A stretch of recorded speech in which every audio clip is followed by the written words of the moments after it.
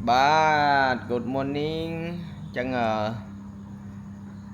ngày ní trong hai video để nhôm plot post đặt nó không page vẽ muốn thà vì muốn khi mà riêng tam online nhưng chẳng can lực tức chất đọc ôn không riêng cả lại nha cả ai riêng ban đáy bà trong riêng bị ấy trong riêng tam online cả ban riêng to cả ban bà vẽ ấy cả ai riêng ban đáy rồi mẹ nhômខ្ញុំរៀនបន្ថែមពាក់ព័ន្ធមួយការវគ្គគ្រូកសលគ្រូបរិញ្ញាបត្រយើងតាមអនឡាញខ្ញុំរៀនបន្ថែមហើយលទ្ធផលដែលខ្ញុំទទួលបាននេះ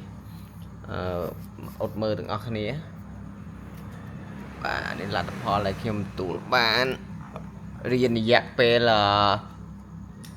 ជាច្រើនម៉ោងមកហើយបាទអញ្ចឹងយើងទទួលបានវិញ្ញាបនបត្រមួយគេសម្រាប់ការលើកទឹកចិត្តខ្លួនឯងបាទហើយនឹងទទួលស្គាល់បាទទទួលស្គាល់នេះយើងចាំងតិចហ្នឹងបាទនេះ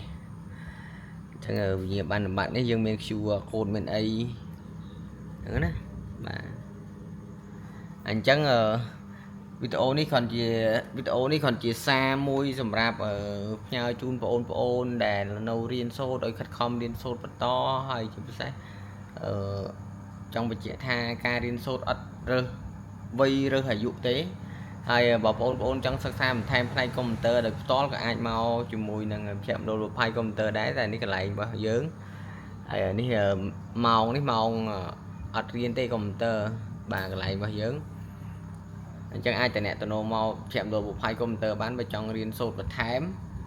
គេថាការរៀនដល់យើងឆ្លៀតបាទឆ្លៀតពេលដូចខ្ញុំរៀនទាំងយប់រៀនទាំងថ្ងៃផងបន្ទាប់ពីការបរៀនហើយគឺខ្ញុំយប់ឡើងខ្ញុំរៀនបន្ថែមហើយព្រឹកនេះឡើងមកពីព្រឹកយើងរៀនបន្ថែមទៀតបាទដើម្បីទទួលបានចំណេះដឹងបន្ថែមបាទអញ្ចឹងសារនេះមានតែប៉ុណ្្នឹងអរគុណច្រើន